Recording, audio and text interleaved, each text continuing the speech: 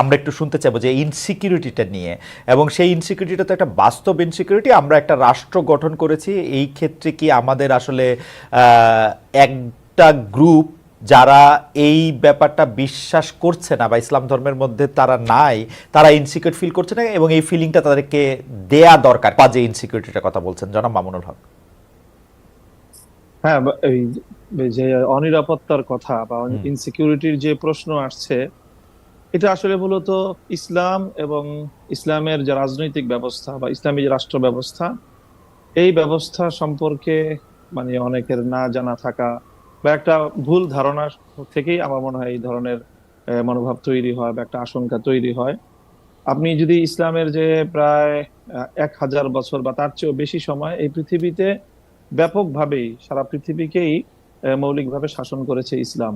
এরপরে গত 500 বছর ধরে হয়তো পশ্চিমা বিশ্বের যে উত্থান, সেই সময়টা থেকে ইসলাম সারা পৃথিবী থেকে একেবারে যে শাসনের যে জায়গা, সেখান থেকে তারা 2 নম্বরে চলে গিয়েছে ইসলাম ধর্ম বা মুসলমানরা। যদি ইসলামের রসুল সাল্লাল্লাহু আলাইহি সাল্লামের যুগ থেকে নিয়ে 1000 বছরের পৃথিবী দেখেন, তো তখন প্রায় অর্ধেকটা পৃথিবী সরাসরি খিলাফার অধীনেই ছিল, এবং এই অর্ধেক পৃথিবীতে অন্য সকল ধর্মাবলম্বীরাই কিন্তু তারা সেখানে বসবাস করেছে, যার যার ধর্ম পালন করেছে। এবং আমি স্পেসিফিক যে কথাটা বলবো, যে সেই সময়টাতে 1000 বছর যে ইসলামের সোনালী যুগ যে সময়টা ছিল, সেই সময়টায় পৃথিবীতে যে বড় আরো দুটি ধর্ম রয়েছে, যেগুলোকে পূর্ববর্তী কোন আসমানি ধর্মের অনুসারী বলে আমরা বিশ্বাস করি, এবং আসলেও তাই, একটা ইহুদি ধর্ম, খ্রিস্টান ধর্ম। সেখানে আপনি যদি প্রায় 1000 বছরের ইহুদিদের ইতিহাস পড়েন, তাহলে সেই 1000 বছরই প্রায় ইহুদিরা খ্রিস্টানদের দ্বারা নিগৃহীত হয়েছে, বিভিন্ন জায়গায় নির্যাতনের শিকার হয়েছে। আর 1000 বছরই ইহুদিরা মুসলমানদের আশ্রয় প্রশ্রয় বিভিন্ন জায়গায় তারা নিরাপত্তা পেয়েছে। কাজী ইসলামের যে 1000 বছরের যে ইতিহাস, ঐতিহ্য, সেখানে অবশ্যই অন্য ধর্মাবলম্বীদের নিরাপত্তাহীন ভাবার কোনো সুযোগ নেই। কিন্তু জনাব মামুনুল হক, আমি একটু বলছি যে আমাদের এই সাবকন্টিনেন্টালে এখানেও প্রায় 800 বছরের ইসলামী এবং মুসলিম শাসন ছিল। সেই সময়টাই 800 বছর ধরেই কিন্তু এখানে হিন্দুরা সংখ্যাগরিষ্ঠ ছিল, মুসলিমরা সংখ্যার দিক থেকে কম ছিল, কিন্তু তারা শাসক ছিল। 800 বছরও কিন্তু এই সংখ্যাগরিষ্ঠ হিন্দুরা কখনোই অনুভব করেনি যে তাদের মধ্যে সিকিউরিটির খুব অভাব রয়েছে। জনাব মামুনুল হক, আমরা আবার আসবো আপনার কাছে। আমি শুধু প্রশ্নটা করে রাখি, আপনি যে সময়টার কথা আছে ইসলামিক শাসন এবং সেইটা 1000 বছরের শাসন, বা এই বর্তমানে পশ্চিমা উত্থানের সময়টাকে খ্রিস্টানদের শাসন, আপনি সে যেটা বলছেন সেটা এভাবে বলা যায় কিনা? যারা এই 1000 বছরের পৃথিবী শাসন করেছেন তাদেরকে আসলে ইসলামিক ভাবাদর্শে বা ইসলামিক মতে তারা পৃথিবী শাসন করেছেন কিনা?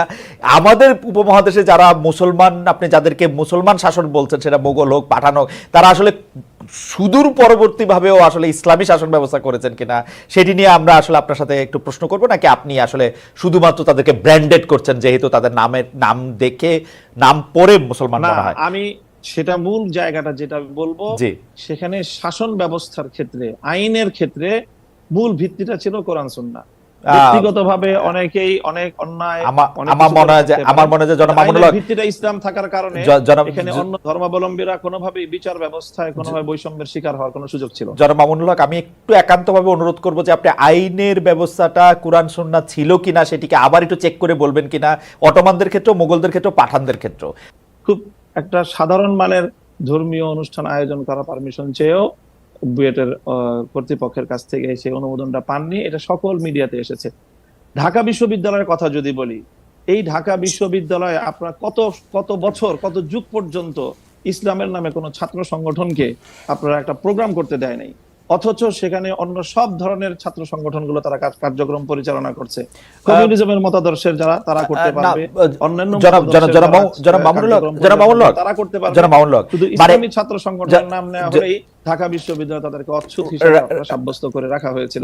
এই বিষয়ে তো কোনোদিন ওনারা কথা বলেন। জনাব মামুনুল হক, একটু জানতে চাইছি যে ইসলামের নাম নিয়ে কোনো প্রোগ্রাম ঢাকা বিশ্ববিদ্যালয় হয় না, কিন্তু অন্য কোনো ধর্মীয় আলোচনার বা কোনো এরকম কোনো প্রোগ্রাম কি হয়েছে? মানে আসলে তো ইসলাম নিয়ে অনেক ধরনের প্রোগ্রাম ঢাকা বিশ্ববিদ্যালয়ে হয়েছে, সেটা আমিও জানি, ইসলামের নিয়ে অনেক কিছু হয়েছে। ব্যাপকভাবে দেখেন, প্রায় প্রতিটি হলেই খুব সুন্দরভাবে, আমি আপনাকে সেখানে হিন্দু ধর্মাবলম্বী সংখ্যা কত সেটারও কোনো হিসাব করা হয় না, তাদেরকে নির্বিঘ্নে হলের মধ্যে আমি জাঁকজমকপূর্ণভাবে তারা পূজার আয়োজন করছে। আমি জনাব মামুনুল হক ঢাকা বিশ্ববিদ্যালয়ের ব্যাপারটা একটু বলি।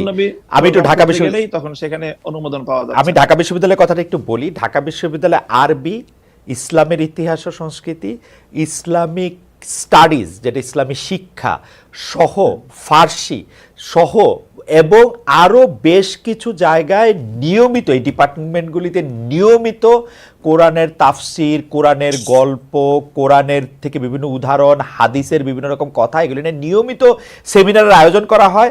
নিয়মিত কিন্তু এগুলি করা হয় একাডেমিক কার্যক্রমের অংশ হিসেবে, এবং সেইটা শুধু একাডেমিক কার্যক্রমের অংশ হিসাবে না, মানে সেইটা যে সিনেট হল এর মধ্যেও অনেক সময় সেটা হয়ে আসছে, হবে, মানে সেটাতে কোনো, কিন্তু আপনি বলছেন যে এটা হয় না। আপনার ঢাকা বিশ্ববিদ্যালয়ের একজন, আমি ঢাকা বিশ্ববিদ্যালয়ের একজন অধ্যাপককে জানতে চাই, ঢাকা বিশ্ববিদ্যালয়ের অধ্যাপককে একজন বলতে চাই, ঠিক একই ভাবে যে কালী পূজার যে ঘটনা ম্যাডাম বললেন, সেটাও অবশ্যই ঘটনা সম্পর্কে তো আমরা বিস্তারিত জানি না, হয়তো কোনো ছাত্র বিচ্ছিন্ন হবে সেই ধরনের কিছু করে থাকতে পারে, সেটাকে হিন্দু ধর্মাবলম্বীদের বিরুদ্ধে একটা অভিযান বা একটা ভূমিকা হিসাবে চিহ্নিত করার কোনো মানে আমাদের কাছে তো প্রমাণ। আচ্ছা, আমরা একটু ম্যাডামের কাছে প্রকৃত অর্থে যারা দাড়ি টুপিওয়ালা মুসলমান হিসাবে ইসলাম ধর্মকে তারা সকল ক্ষেত্রে প্র্যাকটিস করতে চায়, বিশেষ করে রাজনৈতিক ক্ষেত্রে যারা আমরা ইসলামকে প্র্যাকটিস করতে চাই, আমরাই হলাম প্রকৃত অর্থে বাংলাদেশে আসলে সংখ্যালঘু, এবং আমরাই সবচেয়ে বেশি বৈষম্য এবং নানা ধরনের অত্যাচার এবং নিপীড়নের শিকার, এবং আমাদের এই নিপীড়নের বিরুদ্ধে কখনোই সমাজের এই যে সাধারণ শিক্ষা ব্যবস্থার যারা শিক্ষক মহোদয় আছেন বা অন্যান্য আপনাদেরও খুব একটা সোচ্চার কখনো আমরা পাই। আচ্ছা, আমরা এটা অধ্যাপক মাহবুবকে জানতে চাইবো। আমি একটু আপনার কাছ থেকে এটা জানতে চাই যে ধরেন বাংলাদেশে আপনি যে ধরনের রাষ্ট্র ব্যবস্থা কায়েম করতে চাচ্ছেন, ধরেন যে খিলাফা, সেই খিলাফা আসলো, তাহলে কি আপনারা এই যে ধরেন কালী পূজার কথা বলা হলো সেগুলি বন্ধ করে দিবেন, যে না রমনায় বা বন্ধ হবে কেন, সেগুলি করতে দিবেন? প্রত্যেক ধর্মাবলম্বীর যার যার ধর্মীয় রীতি অনুযায়ী তার সে ধর্মীয় স্বাধীনতা ভোগ করবে, তার জানমালের নিরাপত্তার যে বিষয়গুলো আছে, ইসলামী রাষ্ট্র ব্যবস্থা, ইসলামী রাজনৈতিক যে বন্দোবস্ত, সেখানে অন্য ধর্মাবলম্বীদের ধর্ম পালনের শুধু স্বাধীনতা নয় বরং নিরাপত্তা নিশ্চিত করা হয়েছে, এবং সেই নিরাপত্তা অবশ্যই বাস্তবায়ন করা হবে। তাদেরকে কি জিজিয়া কর দিতে হবে? এখন আমি প্রথমেই কথা বলি যে আমরা মুসলিম কি অমুসলিম, যদি আমি মুসলিম হয়ে থাকি তাহলে আমাকে অবশ্যই কোরআনের প্রত্যেকটা আইনকে বিশ্বাস করতে হবে, মানতে হবে। আমরা আপনাদের কাছে পাল্টা প্রশ্ন করি খালেদ মহিউদ্দিন সাহেবকে এবং আজকে আমরা অতিথিকে, যে আমরা এজ এ মুসলিম আমরা কোরআনের প্রত্যেকটা বিধানকে শ্রদ্ধা করি কিনা, এবং প্রত্যেকটা বিধান আল্লাহর পক্ষ থেকে প্রদত্ত সেই হিসাবে আমি বিশ্বাস এবং মানি কিনা, সেটা বলেন আপনারা। আচ্ছা, আমি প্রশ্ন উত্তর দিচ্ছি, আপা নিশ্চয়ই আমার থেকে দিবেন, আপা উত্তর দিবেন। আমি শুধু প্রশ্নটা করি যে আমরা কি কোরআনের বিধানটার প্রতি শ্রদ্ধা করি কেবলমাত্র আমি মুসলমান সেইটা বড় হওয়ার জন্য, নাকি আপা আরেকটা কথা বিভিন্ন জায়গায় বলে থাকেন, আমার হারাম হালাল জ্ঞান, আমার ঘুষ সুদ জ্ঞান, আমার অন্যায় অত্যাচার জ্ঞান, আমার বিভিন্নভাবে বিভিন্ন মানুষের যেটাকে আমানত্রে খেয়ানত করার জ্ঞান, সেইটাও আমরা মানি? আমি তো দেখি বাংলাদেশে 10 জনে, বাংলাদেশ 90 ভাগ মুসলমানের দেশ, আমি দেখি 90 ভাগ মুসলমানের মধ্যে 90 ভাগ ধর্মীয় সেই বিশ্বাসটাকে আপনি প্র্যাকটিস করার বিষয়।